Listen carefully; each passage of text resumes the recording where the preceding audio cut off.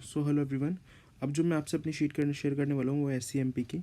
तो SCMP की अगर मैं बात करूँ तो मेरे को 47 मार्क्स मेरी मार्कशीट में मिले थे और सेम मार्क्स ही मेरी कॉपीज़ में भी मेरे को देखने को मिले हैं। So that means there was no grace marking this time.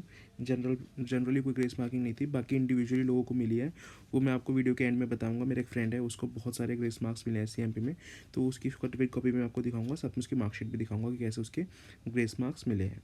तो सबसे पहले मैं अपनी शीट ही दिखा देता हूँ, तो थोड़ा आपको आइडिया लग जाएगा कैसे ICAI मार्क करता है प्रैक्टिकल पार्ट और थियरी पार्ट को। सबसे पहला क्वेश्चन, थर्ड क्वेश्चन अटेंड किया था जिट का मैंने। ऑलरेडी आपको क्वेश्चन पेपर वाली वीडियो में बता चुका हूँ। तो कैलकुलेशंस वगैरह मैंने काफ़ी खुला खुला किया था। एज आई टोल्ड यू, खुला खुला करना चाहिए। अगर कोई मिस्टेक हो जाए तो उसको रेक्टिफाई करने के लिए आपके पास जगह होनी चाहिए। तो यहाँ तक तो ये सही चल रहा था, बट आई थिंक यहाँ पर थोड़ी मेरी कुछ गलती हो गई थी। क्रॉस लगा के दिया है। तो 6 मार्क का क्वेश्चन था। आई थिंक आधे में आके गलत होने लग रहा था, तो इसलिए उन्होंने मेरे को 3 आउट ऑफ 6 मार्क्स दिए हैं पार्ट ए में, जो कि न्यूमेरिकल पार्ट था। उसके बाद ये सारा, फिर ये जो दूसरा पार्ट था पार्ट बी, इसमें एडवाइस करना था। तो आई थिंक मैंने एडवाइस ये बुक के पॉइंट्स लिखे थे, but I don't know why उन्होंने बिल्कुल इनकरेक्ट मार्क कर दिया है। तो शुरुआत में इनकरेक्ट मार्क कर दिया, that means I don't think उन्होंने कुछ मार्क्स में प्रोवाइड किए होंगे। So 0 out of 3 for the B part. उसके बाद पार्ट सी था, उसमें हमारे को प्रोज एंड कॉन्स बनाने थे जिट इम्प्लीमेंटेशन के। तो इसके सारे पॉइंट्स तो मेरे याद किए हुए थे, सारे अच्छे से मैंने लिख दिए थे। तो लेकिन जिसमें एक भी इसमें भी मेरा 1 मार्क काटा उन्होंने। 4 मार्क का ये क्वेश्चन था और इसमें इन्होंने 3 मार्क्स मेरे को दिए इस पार्ट में, पार्ट सी में। तो देख सकते हैं आप, मैंने सारा लिखा है फिर भी काटा है, चलिए कोई बात नहीं। उसके बाद पार्ट डी था, इसमें कैन बैन का बताना था और थोड़ा सा सेलुलर सिस्टम का बताना था, मशीन सेल वगैरह का। तो लिखा तो मैंने था बुक से, ये सब तो सही था। और लेकिन यहाँ पे आगे आई डोंट नो कि यहाँ पे उनको क्या गलती लगी। तो इसमें भी उन्होंने मेरे को पूरे मार्क्स नहीं दिए, इसमें भी उन्होंने मेरा 1 मार्क काट लिया। 2 out of 3 for the D part. फिर ई पार्ट जो था ये 2 नंबर के लिए था, लेकिन मेरे को अच्छे से आता था। मैंने एक प्रेजेंट भी काफ़ी अच्छे से किया।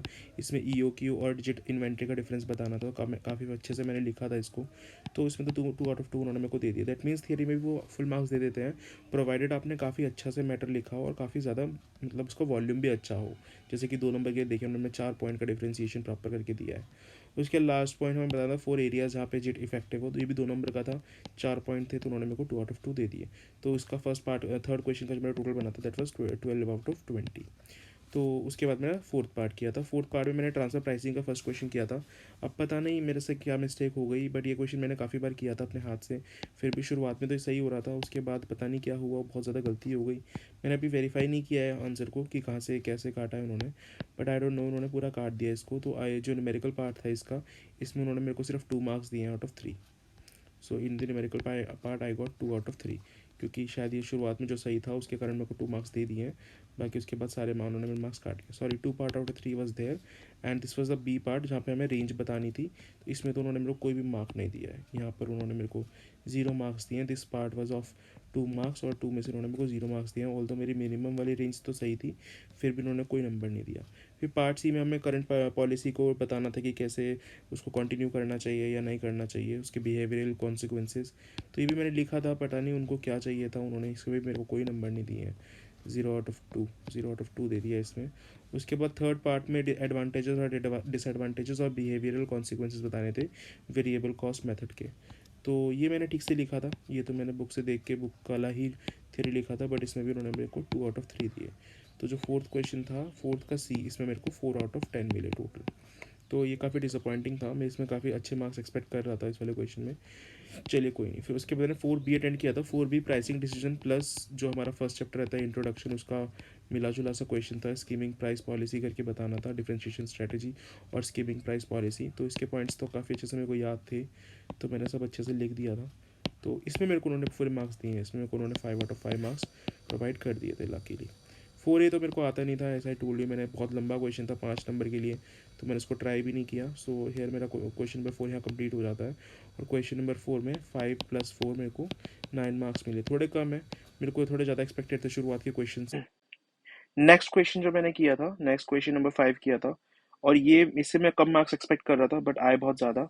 तो लकीली ये क्वेश्चन नहीं, मेरे को जो 47 मार्क्स है इसने मेरा एग्रीगेट में काफ़ी हेल्प किया है। तो फिर फिफ्थ का जो फर्स्ट पार्ट था वो थ्रूपुट अकाउंटिंग का था। 10 मार्क का क्वेश्चन था, 3 पार्ट थे इसके। तो पहला पार्ट तो मैंने काफ़ी अच्छे से कर दिया था, ऑल्दो यहाँ पे आई थिंक मेरा एक कुछ रह गया था, एक पार्ट, 3 पार्ट थे इस क्वेश्चन के, बट यहाँ पे जगह नहीं थी और मैंने नेक्स्ट पार्ट शुरू कर दिया था नेक्स्ट पेज से। तो 5A का मेरा जो 5A का जो फर्स्ट पार्ट था इसमें पूरे नहीं कर पाया, सो आई थिंक इसमें मेरे को 2 आउट ऑफ 3 मार्क्स ही मिले हैं। जो नेक्स्ट पार्ट था वो 3 मार्क्स के लिए था, इसमें भी कैलकुलेशन पार्ट करना था, तो इसका भी कैलकुलेशन मैंने काफ़ी अच्छे से प्रेजेंट करके दिया था, सो इसमें उन्होंने मेरे को 3 आउट ऑफ 3 मार्क्स दे दिए। और जो नेक्स्ट पार्ट था वो गोल्ड का मॉडल बताना था, गोल्ड का मॉडल को अप्लाई करके इस क्वेश्चन के साथ। तो मैंने काफ़ी अच्छे से इसको लिखा था, पूरे पॉइंट्स मेरे को याद थे, अच्छे से मैंने मार्क करके सब कुछ लिखा, तो इसमें मेरे को 4 मार्क्स का था ये, इसमें उन्होंने मेरे को 4 आउट ऑफ 4 दे दिए। सो जो मेरा टोटल इस क्वेश्चन में बना था वो plus 2 + 3 + 4 which was 9 marks out of 10, which is a very good score when it comes to SCMP।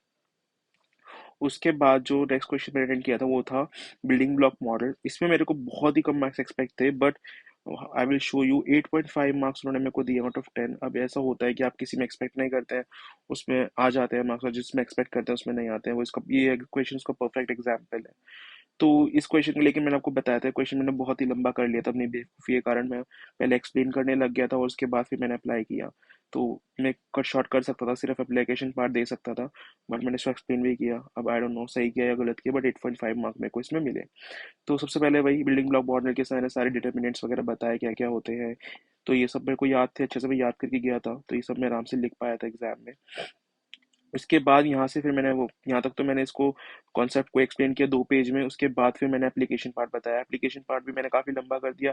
ये टेबुलर फॉर्म में दिया हुआ है, अगर आप सजेस्टेड में देखेंगे क्वेश्चन रिपीटेड था, तो टेबुलर फॉर्म में दिया हुआ है, बट मैंने इसको ऐसे थियरी फॉर्म में लिखा, पैराग्राफ फॉर्म में लिखा।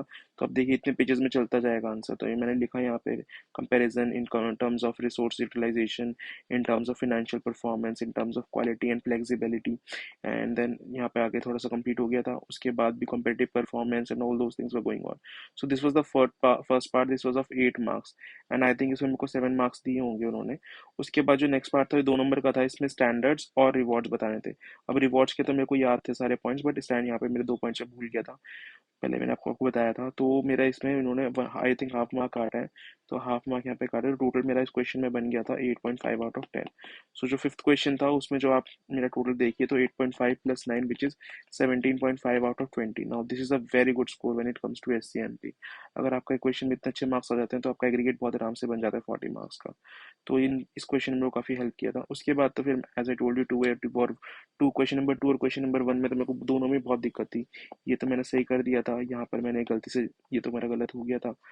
और देखिए अब कितनी सारी कटिंग हो रही है, जब हम किसी क्वेश्चन के लिए कॉन्फिडेंट नहीं होते तो यही होता है, आपका कटिंग होता है, टाइम वेस्ट होता है, that's how things happen. So it's important कि 3 क्वेश्चन आपको बहुत अच्छे से करने हैं, और इन 3 क्वेश्चन आप मेरे देखिए, जो मैंने फर्स्ट क्वेश्चन किया उसमें मेरे को 12 मार्क्स मिले हैं, सेकंड क्वेश्चन में 9 मार्क्स मिले हैं, और जो थर्ड क्वेश्चन है उसमें 17.5 मिले हैं। So the total comes down to 38.5। अब 38.5 आउट ऑफ 100, अगर इतना भी मेरा आता तो मेरे को 1.5 मार्क्स का ग्रेस मार्क्स मिल जाता, दैट मीन्स 40 मेरे बन ही जाते हैं इतने 3 क्वेश्चन में भी। उसके बाद जो आप करते हैं वो आपका एग्रीगेट टोटल बनाने में ज़्यादा मदद करता है, बट 40 मार्क्स जो आपके बनते हैं वो आपके बेस्ट 3 क्वेश्चन ही बना देते हैं। तो आपको 3 क्वेश्चन तो बहुत अच्छे से करने ही करने हैं अगर आप इंश्योर करना चाहते हैं कि आपके एग्जाम में 40 मार्क्स आए। तो यहाँ मेरा बहुत ज़्यादा मिस्टेक्स हो गए, बहुत ज़्यादा गलतियाँ हो गई। तो ये तो मेरे को वैसे भी इसमें कुछ एक्सपेक्ट था नहीं ज़्यादा कुछ, तो इसमें उन्होंने मेरे को 2 मार्क्स दे दिया आउट ऑफ 5। और जो नेक्स्ट पार्ट था उसमें तो मैंने कुछ फालतू ही लिखा हुआ था, इसका कोई मतलब नहीं था, तो इसमें उन्होंने मेरे को 0 मार्क्स दिए। तो टू ए का जो मेरा टोटल बना था that was 2 + 0 out of 10, so that was 2 marks out of 10। And 2B जो था वो भी एक बजटरी कंट्रोल का क्वेश्चन था। बजटरी कंट्रोल तो मेरे को कुछ नहीं आता था, ऑल्दो मैंने थोड़ा सा क्वेश्चन में से लिंक करके कुछ लिख दिया था, तो आई थिंक इसके लिए उन्होंने मेरे को 1 मार्क दे दिया आउट ऑफ 10।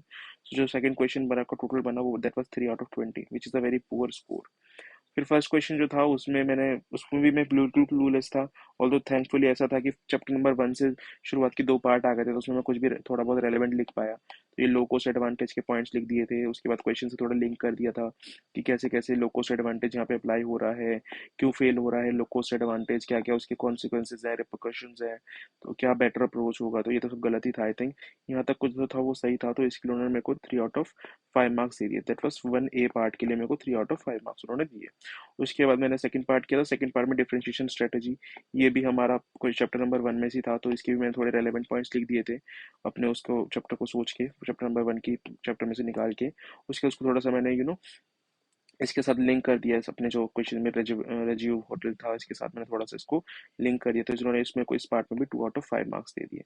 और नेक्स्ट 2 पार्ट तो बजटरी कंट्रोल से थे, मैं बिल्कुल क्लूलेस था, फालतू में लिखा मैंने इतना सारा, सब कोई मतलब नहीं था। तो यहाँ पर जो क्वेश्चन नंबर 1 है उसमें जो मेरे मार्क्स आए हैं that was 3+2 which is 5 marks out of 20, which is also very poor score. So 3+5 मेरे को नेक्स्ट क्वेश्चन में मिले, तो 8 मार्क्स मेरे को मिले आउट ऑफ 40। और देखिए 8 marks out of 40 plus 38.5 out of 60, तो ये देखिए आप कितना डिफरेंस आ रहा था आपके 3 बेस्ट क्वेश्चन और 2 वर्स्ट क्वेश्चन में।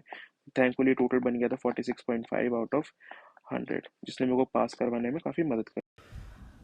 अब अगर मैं ग्रेस मार्क्स की बात करूं तो एस में ग्रेस मार्क्स जनरली मिल जाता है 4-5 मार्क्स का जनरली।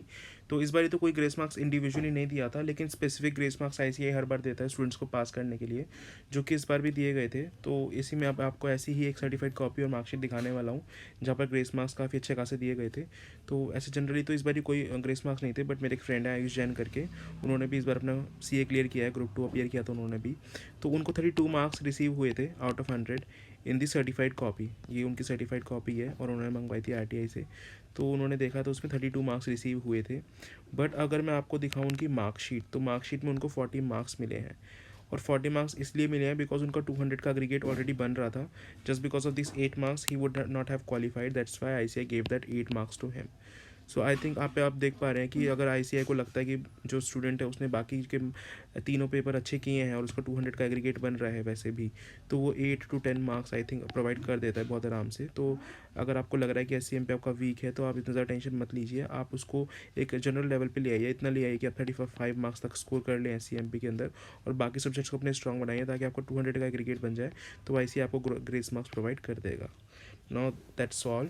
एंड अगर आपको जो मेरी सर्टिफाइड कॉपीज इसकी PDF चाहिए होगी तो आप दी इम्परफेक्ट CA सर्च कीजिएगा टेलीग्राम पे, वहाँ पर चैनल मिल जाएगा, वहाँ पर मैं अपनी PDF अपलोड कर दूंगा और आप वहाँ से डाउनलोड कर सकते हैं।